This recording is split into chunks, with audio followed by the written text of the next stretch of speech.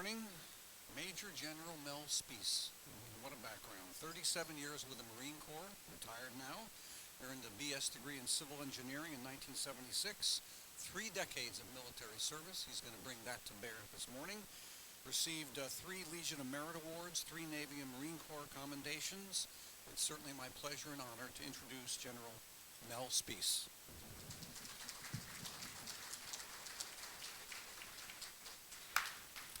Well, it's a privilege to be here. Actually, kind of unique timing. Veterans Day last weekend.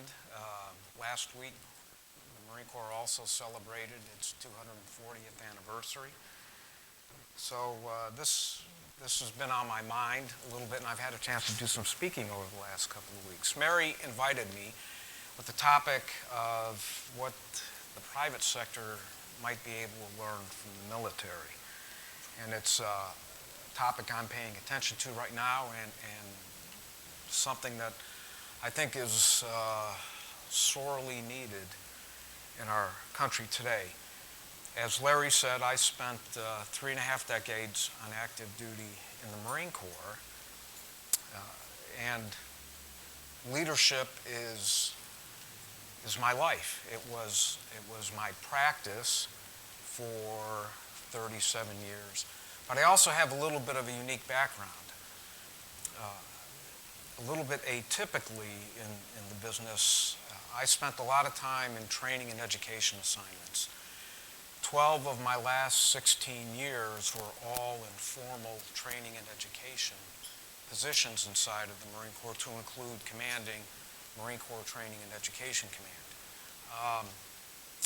On the surface, that sounds maybe not all that interesting, but if you think about where we've been the last dozen years, I've spent most of my time getting Marines ready and getting units ready to deploy to combat and face the most difficult circumstances that human beings can face.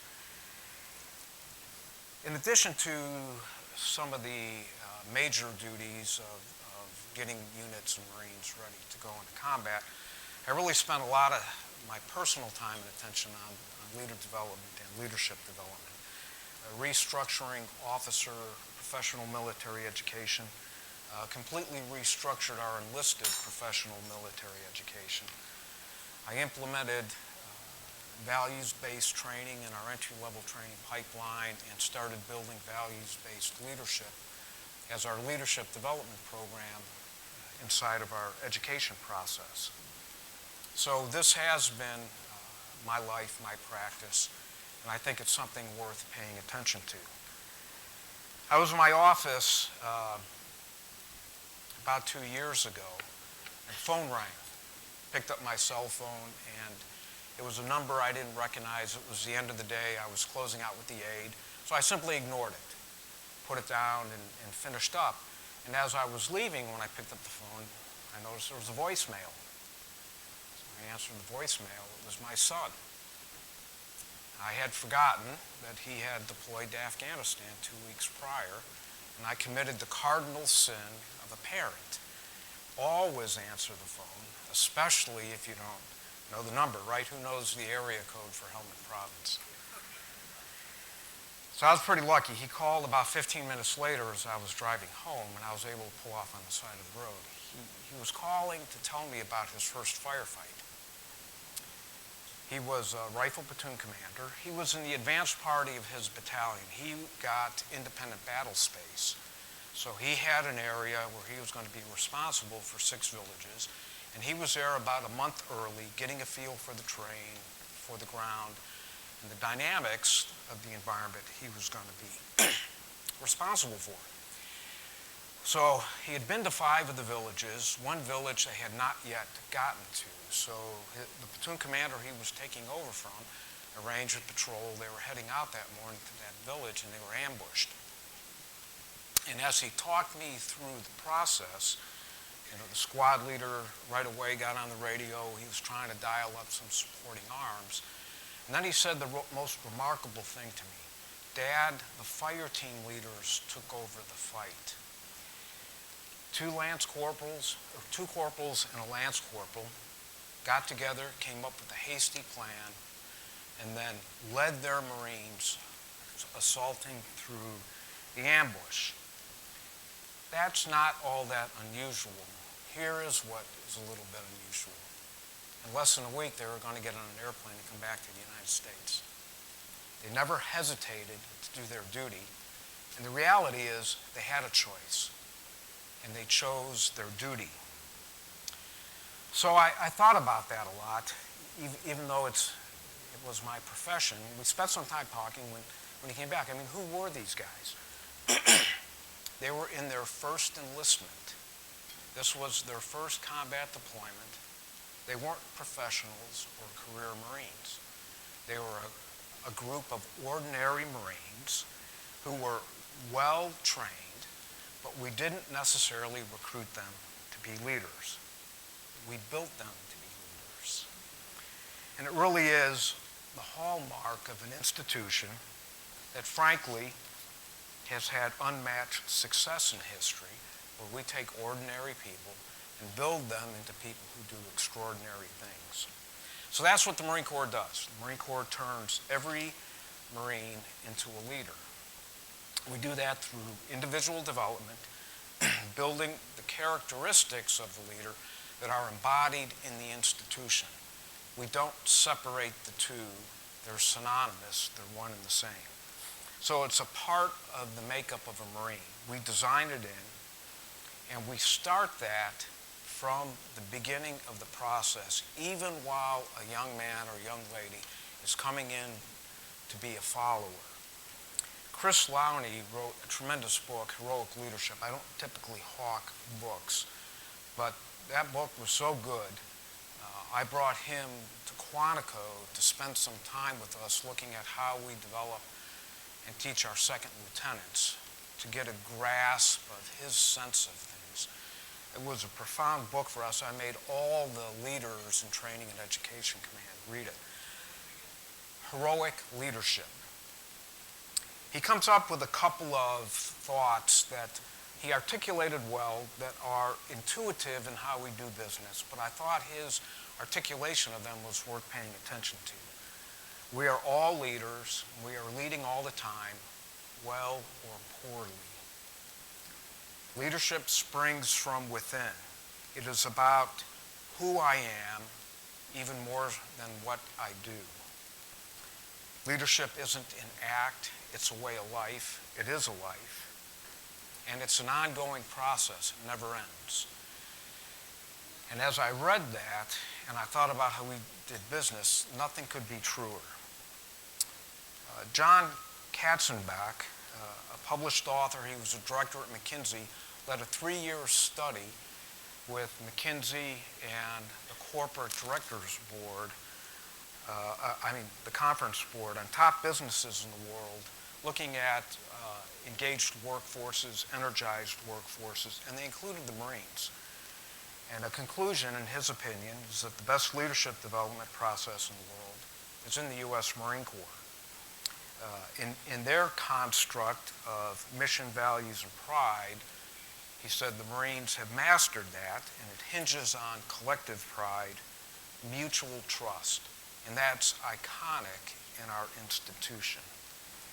The authors John Zenger and Joseph Folkman, in a 2009 book, The Extraordinary Leader, did a case study on the Marines.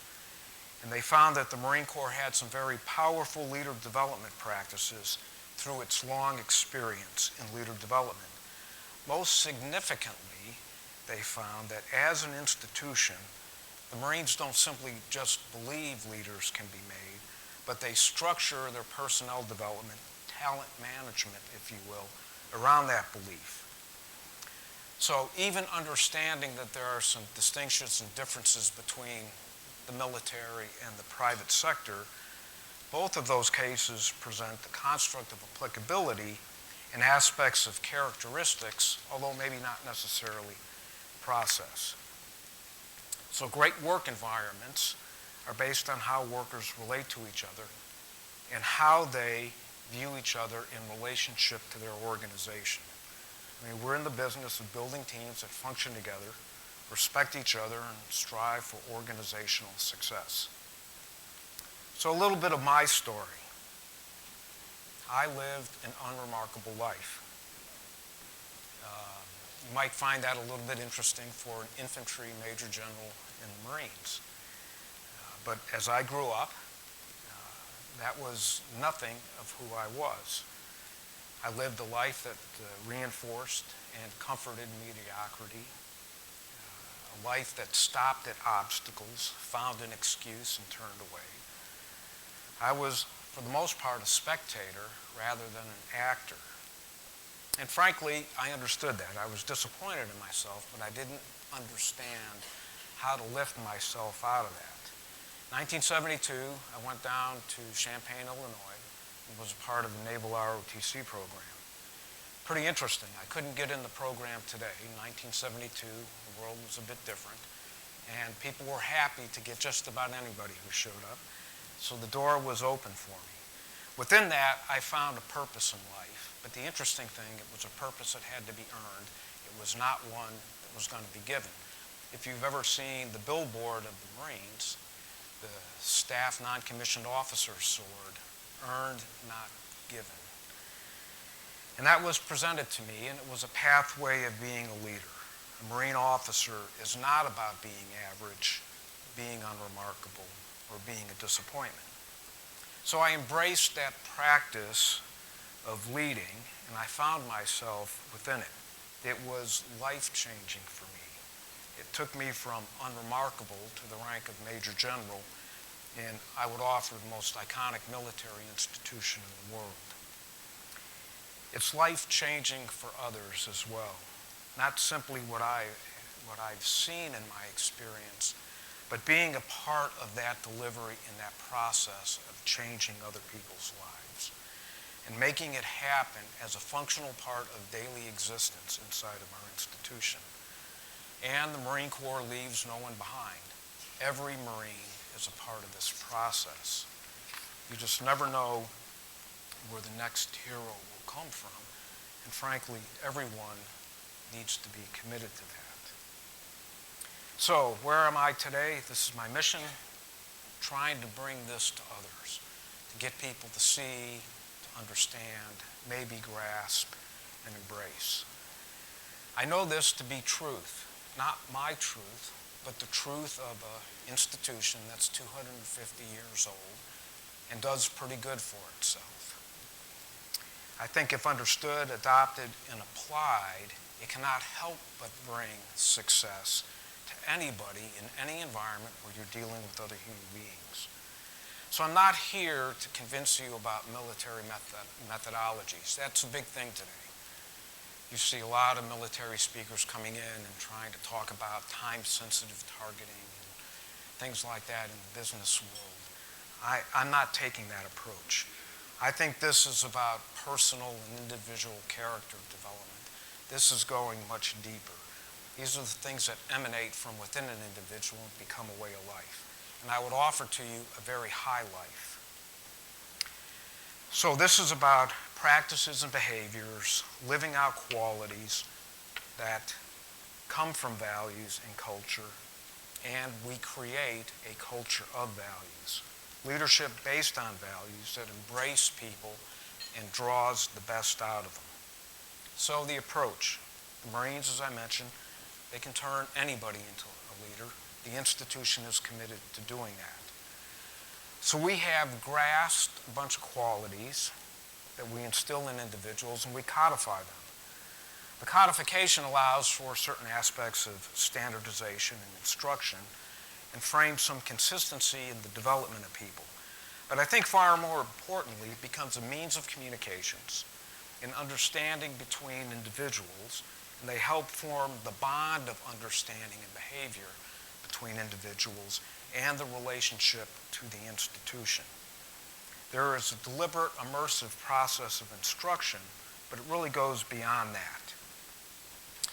It's immersive in its applicability. It's the basis of the evaluation process, rewards and promotions from within the institution, It's the basis for counseling individuals, building individuals, communicating. It forms the growth of development within the organization on a daily basis. So the traits and principles drive behavior, and as a consequence form the values and become the culture of the institution. And that's where they become sustainable over time. These are about the life of the institution and, of course, the life of the individual. And we know values and culture are often prescribed in many documents, but in truth, the values and culture of an institution are the practices and the behaviors, nothing that's written. Whoops. Whoa. I overshot. So the Marine Corps has codified 14 traits.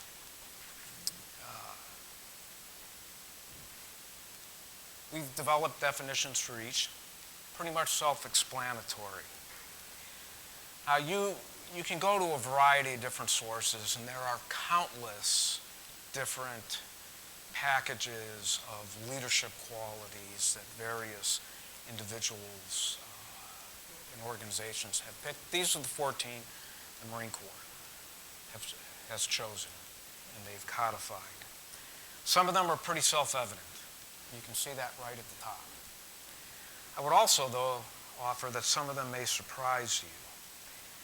If you have a list of 14, you can imagine that you're going to get to some that you might not generally think about. Unselfishness, tact, endurance. You may not necessarily consider them as you would sit down and form your own list, but as you think about the qualities of a good leader, would you then think about removing them? So some of these might not necessarily jump out, but they become part of a whole package. Leadership is inherently interactive between people, more specifically between the leader and a subordinate. Inside of that relationship, there are certain influences, in particular, a position of power of one to the other. Some of the less obvious qualities that are presented here, I think, speak to the human interaction and the position of power, and positioning that in such a way where it's one that builds rather than oppresses. So addressing them very deliberately allows for those qualities to be built into a person up front, not as an afterthought or in reaction to problems that may be faced. This is part of the building up front.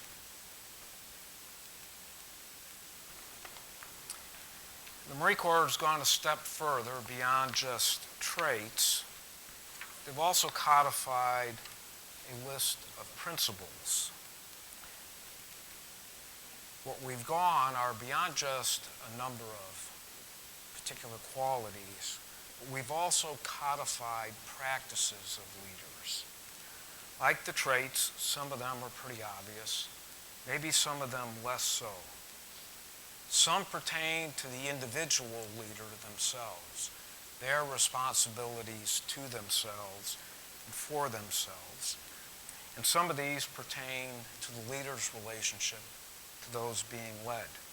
And that's consistent with the Marine view of leadership. It's all encompassing. I would offer to you in today's vernacular of the high tech, what we're really talking about is the operating system of the individual, the operating system of the leader, not necessarily in application. So this is about relationships. If you look at the traits, you consider the principles. It's about how people deal with each other.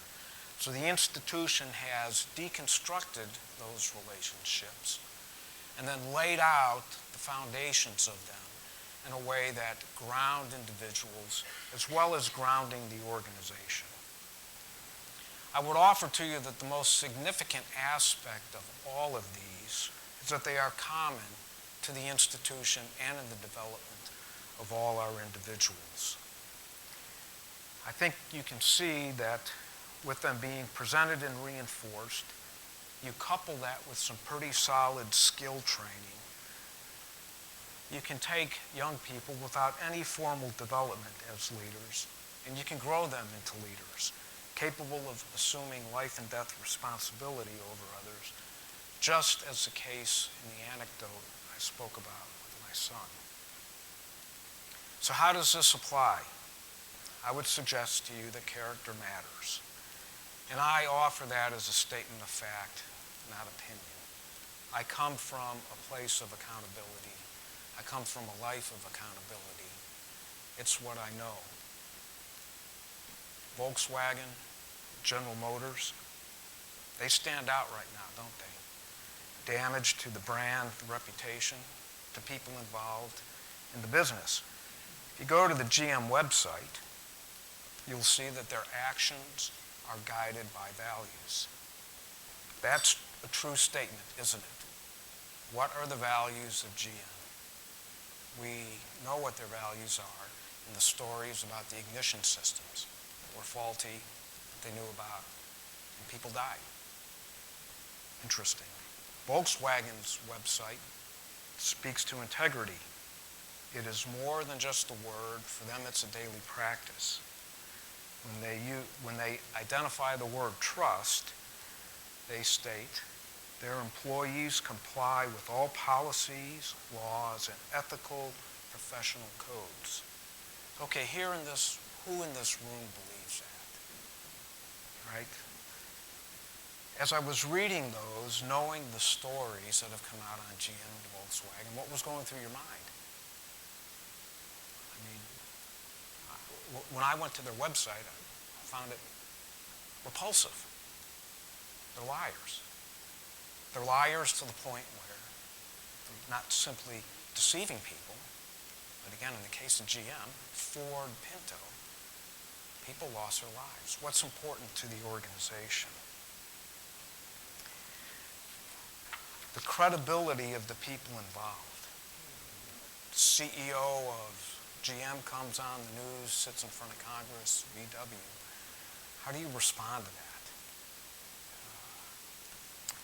Think about the culture and the values of their organizations. Again, the words are irrelevant. It's the practices and the behaviors within. You can't get to those particular circumstances in those organizations without that falling on leadership. And leadership very deep inside the organization. This wasn't an individual decision on the part of a person, but there was compliance on the parts of many people, whether it's people doing engineering, doing the software codes. So this ran deep inside of the organization. So the characteristics that I would offer to you that we try to emulate in certain aspects of the military do matter. And it matters to a lot of people. In the case of those two organizations, there were things happening very deep inside. If you do an influence map of a business, of an organization, not all leadership emanates from the C-suite. It comes from, as I offer to you in the case of my son, the people who deal with others on a daily basis. We spent a lot of time talking about generals, but it was a couple of corporals and a lance corporal that achieved success that day in my son's first firefight. Just average Marines filling in a hole. So look about an organization. Is it in the shipping department, on the loading dock, accounts, or IT? Leadership exists everywhere inside of the organization. As Chris Lowney says, we are all leaders, and we're leading all the time, well or poorly. So this isn't necessarily about big business. It's about smaller organizations as well, potentially more significant in smaller organizations because the individual has greater influence. Their position inside of a smaller organization is significantly bigger than some of the larger organizations, so the impact can easily be greater. So I would offer to you that adopting these creates inside of people, people of character, people of value, and then consequently organizations and cultures that are driven by positive values. So I would offer to you again that there is quite a bit that the private sector can learn from the military, in particular the Marines. I think if you take a look at our traits and principles, you can see that they're applicable in any walk of life. They're not exclusive to the organization. Methodologies and practices inside may be a little bit different, but the values and the characteristics of the people involved work regardless of where you happen to be. And with that, Larry, I'm open to questions. Scott?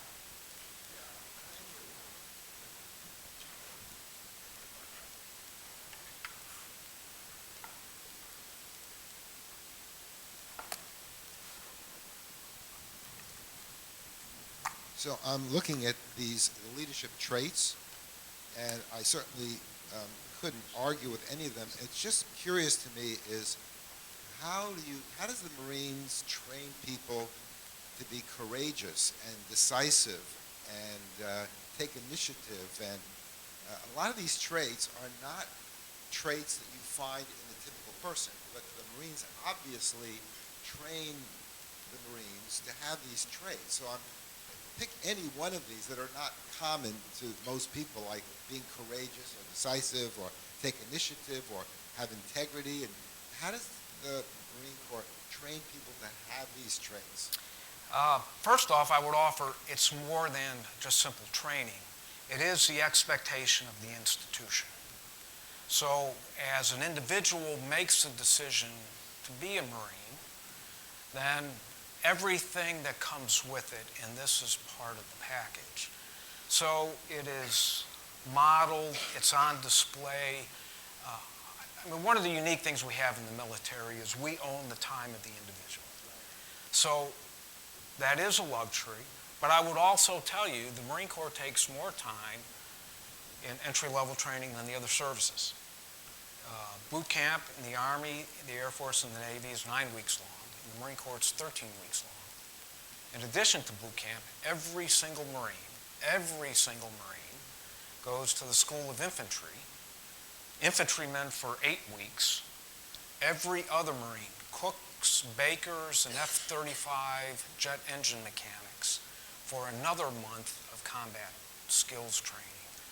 So we invest in the individual. That's a lot of time. That's time where they could be turning wrenches, being in the operating forces. We lose thousands of man years on an annual basis investing in the individual, but we consider it to be an investment. So we write the time in up front. We structure everything about it. And again, as I mentioned, it's not simply the presentation of material, but it's every aspect of evaluation. And it's not just, we don't leave that behind in the schoolhouse. It's the means by which the whole institution operates. So if you take a look at the fitness report forms for Marines, everything that you see here is a part of that. So it becomes immersive in the structure of the organization. It's the basis upon which everything is done. So we structure, we build the training, the expectations, the evaluations, but we write the check for it and, because it's that important to the institution. John? Yeah, not sure how to word this. A thing kept running through my mind as you were speaking, that you talked exclusively about building Marines, building leadership. Leadership can be built and is built for every individual. You didn't talk about inherent leadership within the individual before they're a Marine.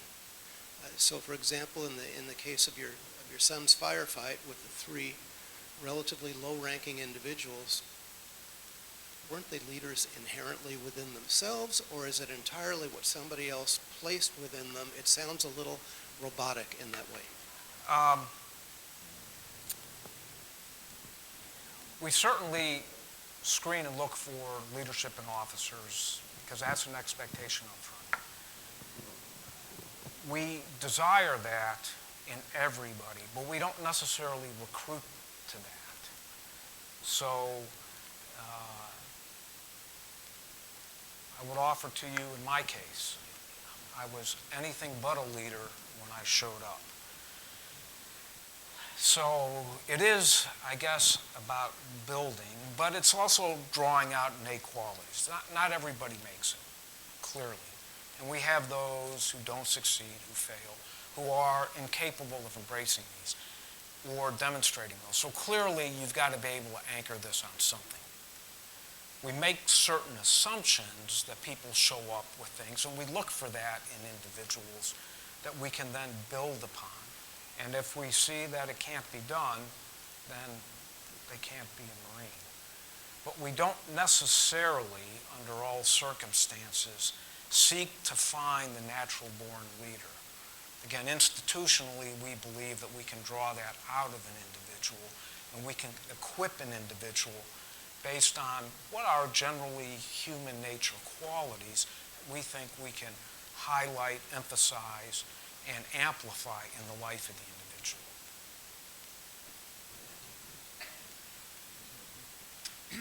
Let's see, let me frame my question too. I think you alluded to it a moment ago. Isn't it, the world of the military and the world of the non-military are hugely different worlds. So you make a strong, convincing case that leadership principles works really well in a military type situation and in a non-private citizen type situation. So can you really apply these principles in a restaurant or a corporation or you can't go AWOL from Kmart. So you understand what I'm asking? Well, let me offer a couple things. I did spend a couple of years in a business as I came out of the Marine Corps. And people have asked me about the transition. Was it a difficult transition?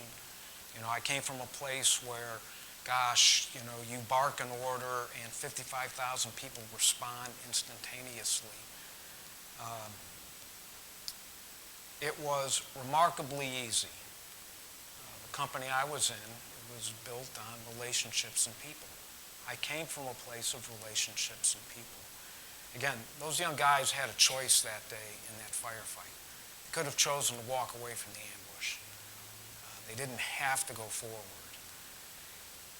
You would be surprised at the bureaucracy and the institution's ability not to respond to orders.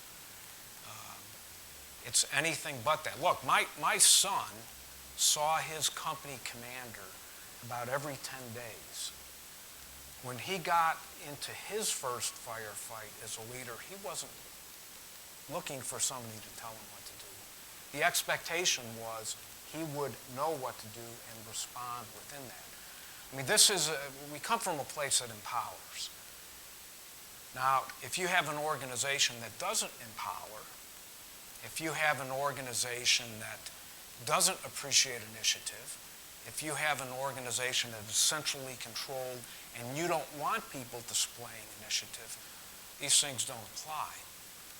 But if you have an organization where you want your people to make good decisions, where you want your people to take advantage of opportunities, where you want your people to draw the best out of others, again, I would go back, Brooke, understanding that mechanics of the process are different. Which of these would you discard? Which of these would Kmart or Walmart want to get rid of? Initiative, courage, standing up for principle. You don't have to be a life and death situation to demonstrate courage. Would you get rid of integrity? Would you get rid of setting the example if you're a supervisor or a manager, taking care of your people?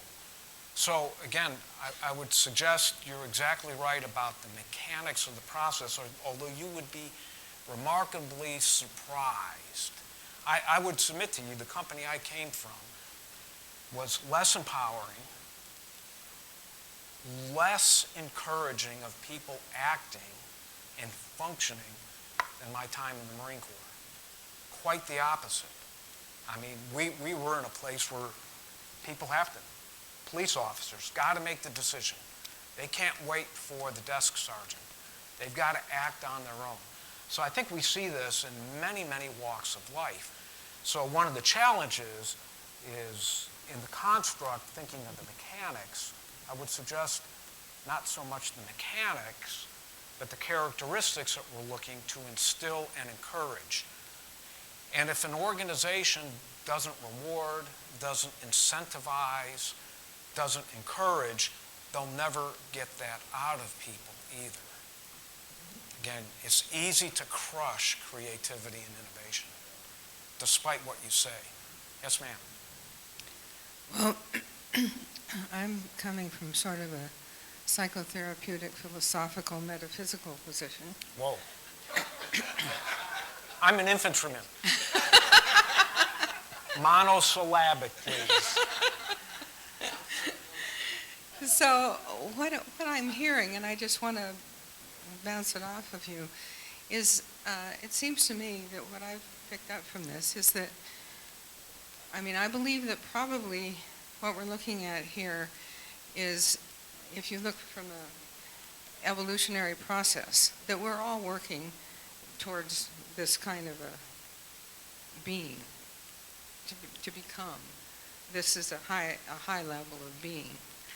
So I'm wondering if we don't all have those, actually. We all have those in ourselves. And what you're saying is that the Marine Corps sets a picture here. And those people that are drawn to that picture are the people that you get because they want these things to be developed. And so then you get to the place where these things are being developed within them, but they still have a choice. Absolutely. As to whether or not to use them. That's correct. In that way. So, I don't know, that's just well, what no, I'm hearing. in fact, I would suggest to you as well that the Marine Corps has changed how it does business over the several times in my career. And it's a function of the product we work with. Young people today are different than young people of our generation. We know that. It's not a question of good or bad. It's a matter of what is. So the institution has adapted how it does business with individuals as a function of that. And yes, all of this is a choice. There's no question about that.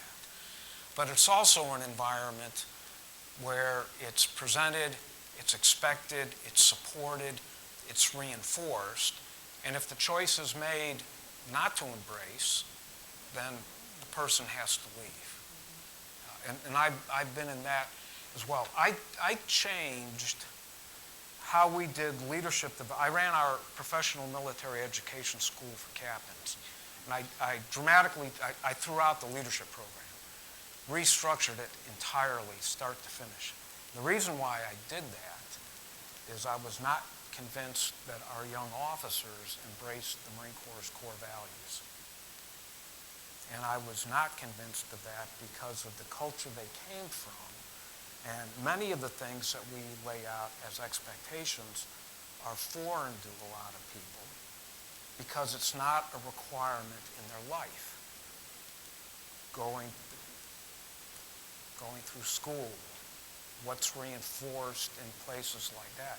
So we never had core values until I was a lieutenant colonel. They were just intuitively understood inside the institution. We had a commandant that articulated our core values. And when they first came out, I was shallow on my part. I get these. You don't have to tell me that. He wasn't telling that to me.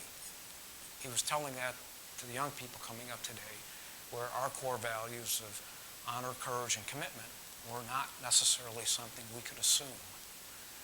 So, yes, correct. And the institution adopts, adapts, and adjusts predicated on what it sees coming in. But I've seen that, and that drove the establishment of values-based training in our entry-level training pipeline, to not just simply present the values, but build that into what we were doing and reinforcing that in all the way in the establishment of values-based leadership in the institution. Next. I'm sorry. Yeah, I just want to say I'm very impressed with this. I had no idea that you had these values-based, this values-based organization. I'm a psychotherapist as well, dovetailing on Joanne. I mean, the know yourself and seeing self-improvement. You know, shadow is a big piece of what I deal with my clients. And the areas of what we don't know. So, you know, I guess I would say you have to start with this and then get to a place of really being curious about what backfires within yourself, and have the network and the feedback from your superiors and your colleagues, and not be afraid to show up making mistakes and looking bad. Can you just Yes. comment on that? First off, when we're not in the fight, we're preparing for the fight. So we spend a lot of time training. The vast majority of the time that our armed forces spends is preparing for war. So that is the place where mistakes are made, and we understand that. The feedback thing was pretty interesting. I went to Leadership at the Peak, Center for Creative Leadership, as a Major General. It was a great deal. And I went there trying to see what their instruction was, and if there were things that they did that might be of value to the Marines. The big 360 thing, several different evaluations. So Monday afternoon, we get the first set of feedback. There was another Marine general in the class too. I look at mine and, yep, that's me. It could have been in a pile with no name and I would have recognized me. Generally, it was pretty good though, right? You'd like to think that I wouldn't have gotten that far if there were a lot of problems. With only one or two exceptions, as I looked around the room, I saw a look of shock. And I mean, people visibly disturbed that they had apparently never received criticism before. I received some criticism when I showed up to officer candidate school.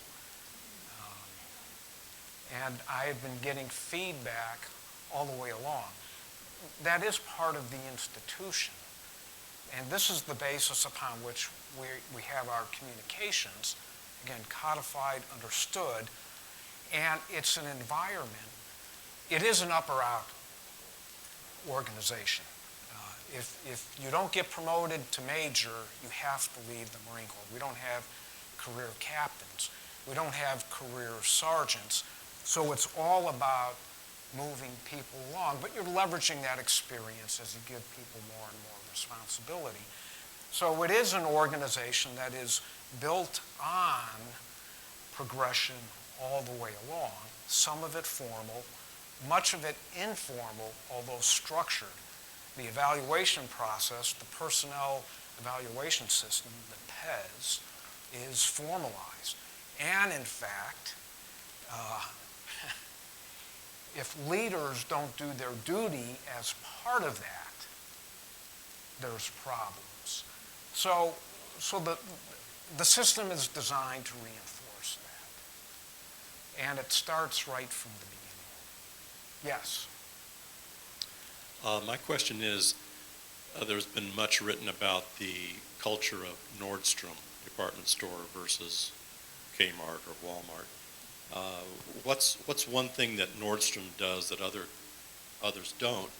And my second part of the question is, I'm amazed when I hear anybody say they can't do something or don't know how to do something when Google exists and YouTube training videos exist. So what how can you, one thing, how can you encourage anybody to achieve excellence or want to improve in their place in the business? Well,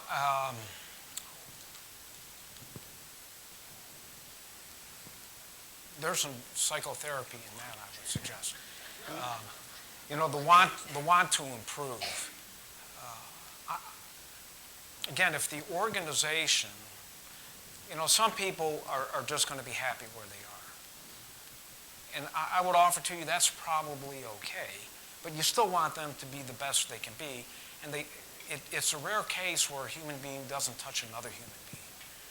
So, again, I came from a place where the organization is about ensuring people refine that and improve that all the time. How do you instill that in others?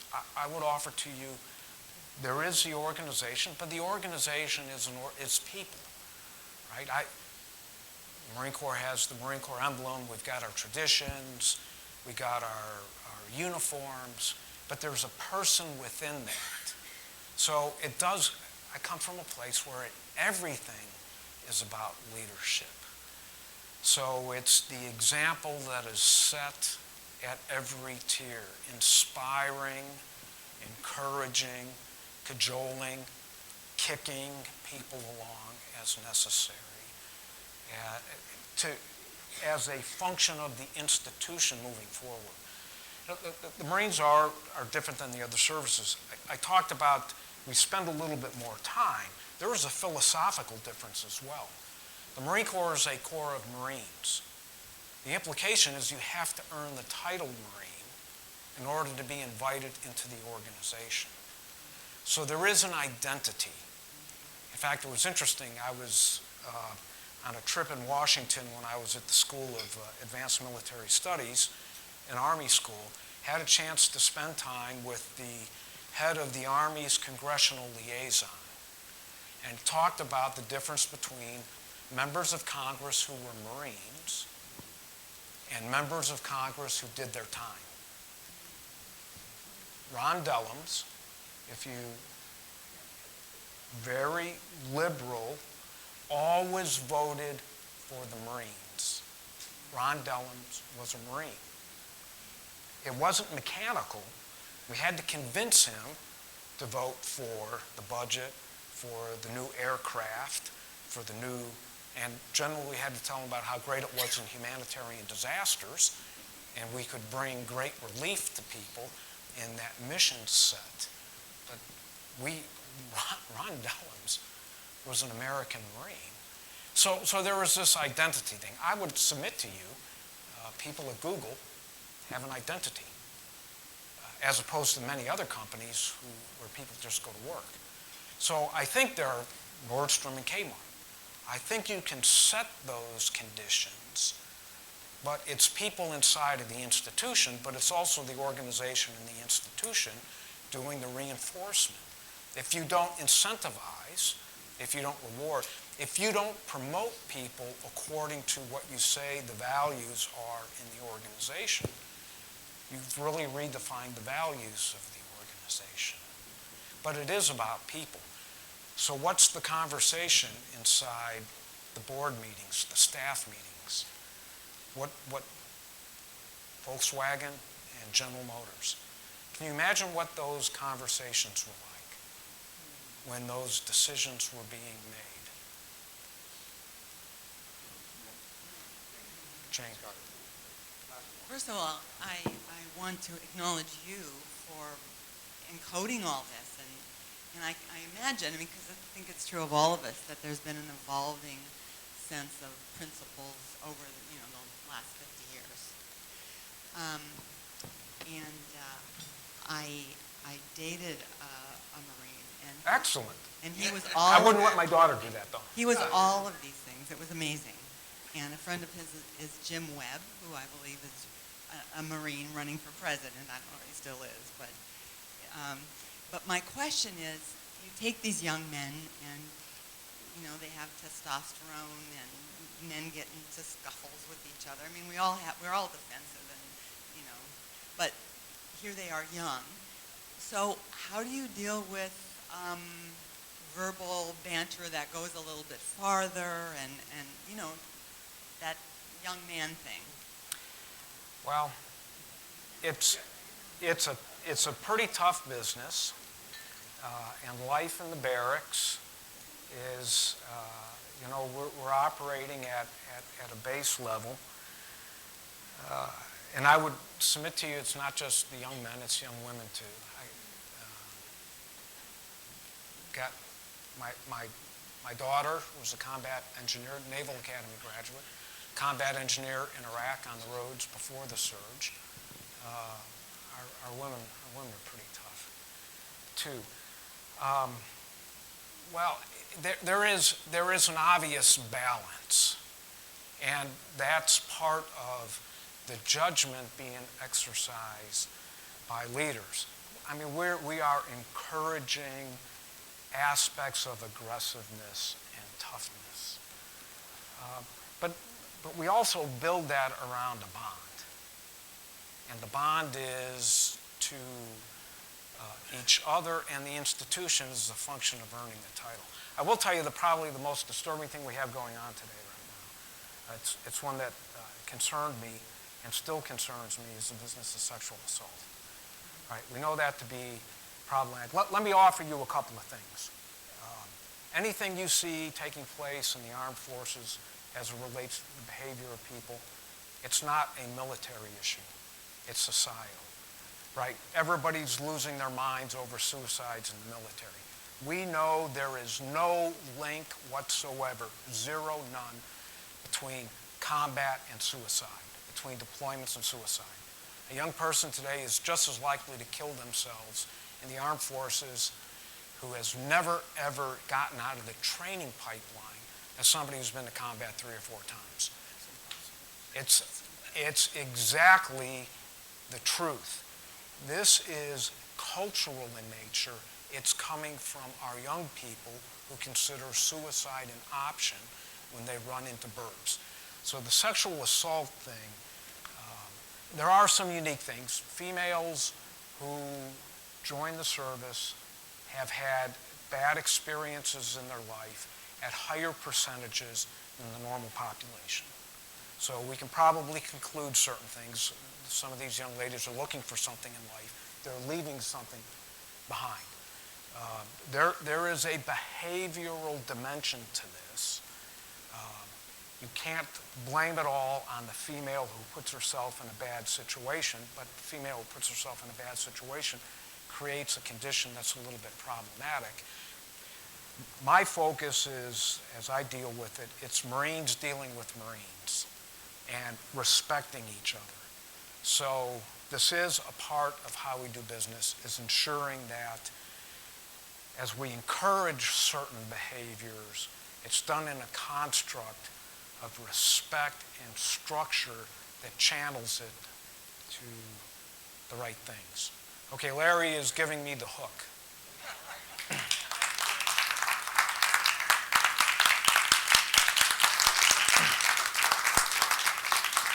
Thank you. The General, Mel as he likes to be called, will be available for questions afterward. And we're now going to move into our music and Peggy. That was very, very good. Excellent. Before we move into our music, just one thing. I'd like to introduce to you another guest.